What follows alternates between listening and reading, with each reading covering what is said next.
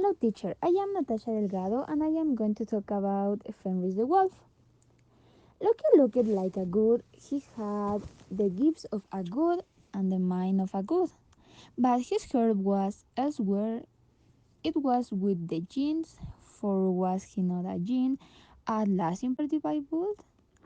And did he not have a home of young him? The cool, desolate, and blasting lad on the genes? I wouldn't have liked to live there, and I don't know anyone who would. As for Loki, I thought he had in the Asgard a lovely wife, Sigyn, who was faithful to him to the end of days. In Jotunheim, he had another family altogether. There his wife was a beastly giant, and his children?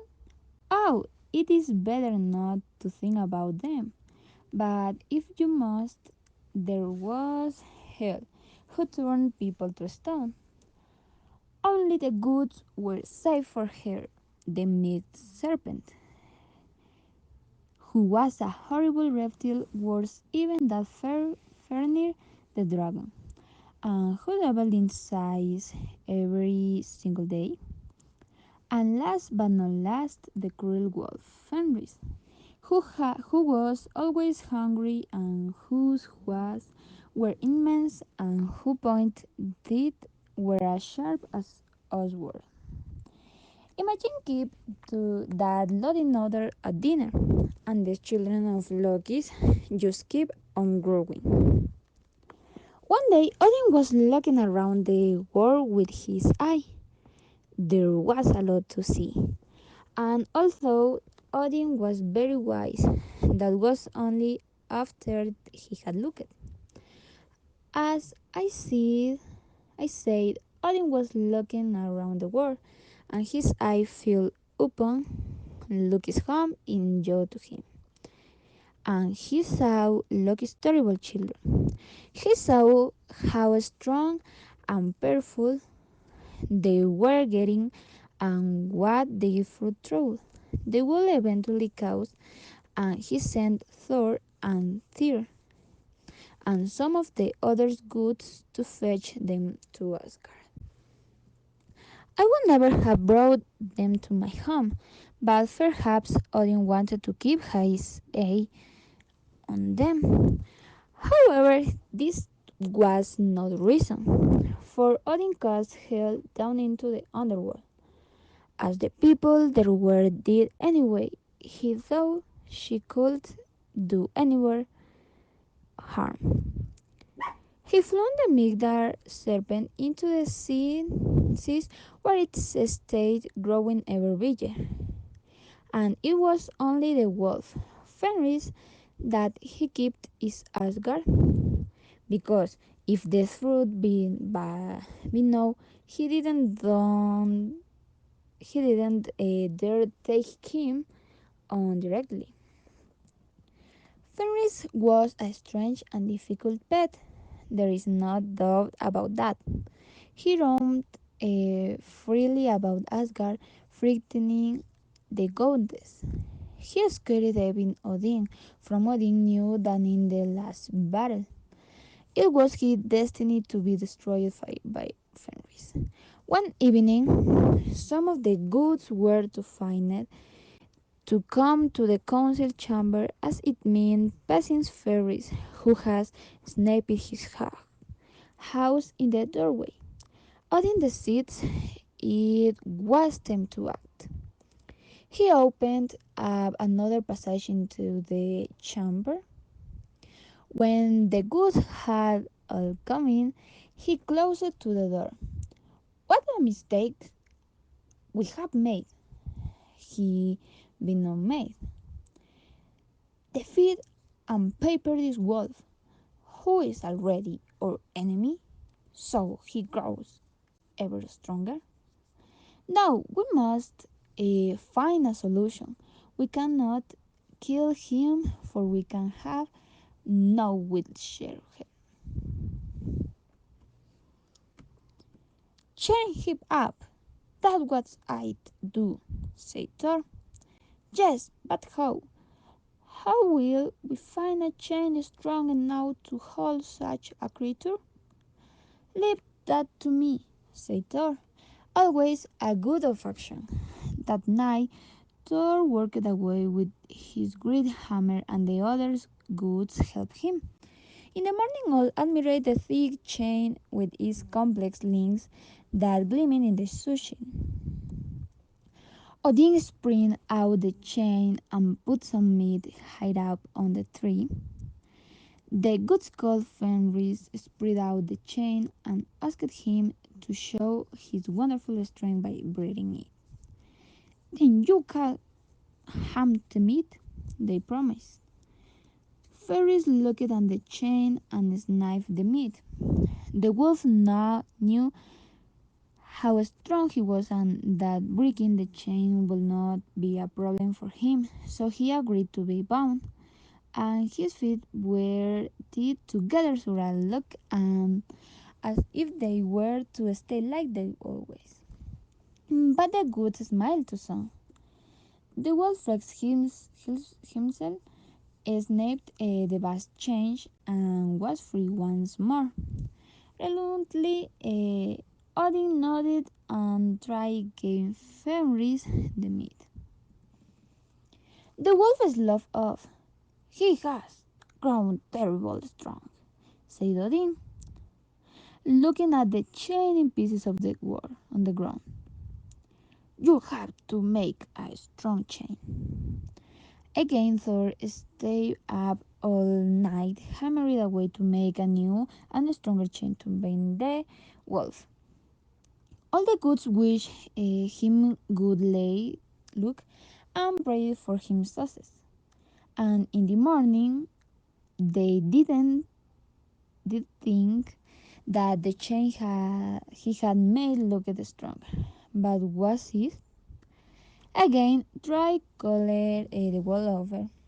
You astonished us yesterday, but if you can break this chain, you will be eternal unknown, and your intrigue will be now throughout the world and throughout the heavens.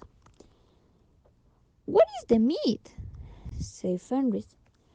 Oh, we give you the metal leather, come the further reply. Fenris looked at the goats and saw the fear in their eyes. His eldest heard told him they would be even more afraid if he snapped this chain too, and he knew that he could. He agreed to be bound. The goods made sure the chain was fastened tight around him. Get the meat, said Try.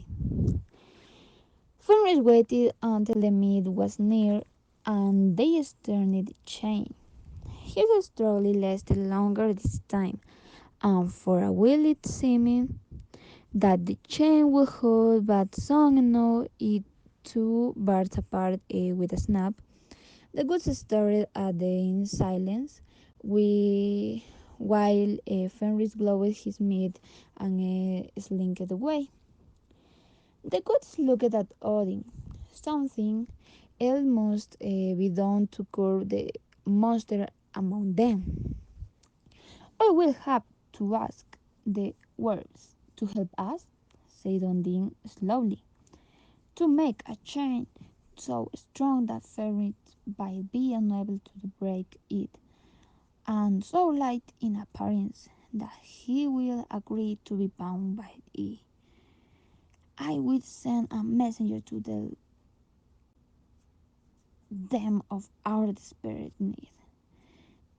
The wolves have ever been our friends in times of danger. A messenger was sent, and soon he was in underground home of the wolves. It was very dark. Numerous lanterns lit the caves and the stalactites and stalagmites. In fact, it looked quite pretty. Some darkwares ran about, but yet more lights. Some puffed billows to head the fires of the great fork. while others worked at different shifts and were racing on tooth looks, chatting. The leaders of the dwarves conferred together. We will make you an enchant chain, they said. They were a friendly lot and sent to work at once. It took a lot of time, for there is much work in making a chain, and even more in making enchantments. At last, the dwarves proudly handed over this work. It is magic, they said. What is bound with this will remain bound until the end of days. The good messenger bowed low. The gods will not forget their debt to the dwarves, and will gladly thank you and help you if you are in need. And he flew back to Asgard. When they said it, the gods were not impressed. At first glance, it didn't seem like a chain at all, just soft and silken strands. Then, one by one, the gods tried to reckon none cold and not even Thor. Odin smiled for this first time in a long while. The time is come to ask Fenris to try it, he said, and he called him. We know how strong you are, said Odin the wolf to the wolf. You have shown us this twice, but now we have a further test for you. He held out the twisted strand to Fenris. It is. The wolf looked at the silken strand and paused. He was not stupid. When shall I? He asked. If I succeed, no one will think anything of it, and if I fail, I remain bound. Odin smiles at him. How could you fail with your strength? I fear a trick, said Fenris. If it's a trick, you will not hit me. But you shall not call me coward. You may bring me if you want. Willis placed his right hand in my mouth. The gods looked at each other, but they not smiled. There was a silence. Thor moved his volunteer, but Odin stayed him. No, he said. Thor and his hammer could not be risked. Then Tyr, always brave and courageous, stayed forward. Fenris opened his house and Tyr put his hand in the wolf's horrible mouth. The gods bound to the gods bound the whole length of the silken strand lightly around Fenris and tied the ends together with the best knots they knew. They had a double worry that the strand would not hold and that Try would lose his hand. Fenris threw this himself and began his struggle to break free. But the harder he tried, the trigger he was bound. Fenris jumped, stretched, and strained with always his strength, but he could not break the strand. Then failed with fury and the trickery of the gods. He foamed at the mouth of Bear as Thread's hand. Even Tyr, brave as he was, let out a terrible cry. The goodness led him away to being his handless arm.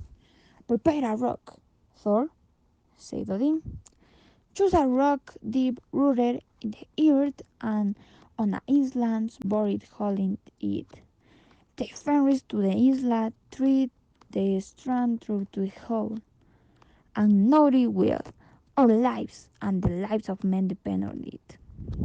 So it was that the wolf Fenris was bound and made fast to a rock. His house spread far apart, farming and growling until the end of days. And that was a history of Fenris the Wolf, adapted for history by Charlotte Sivan Monfort. Thank you.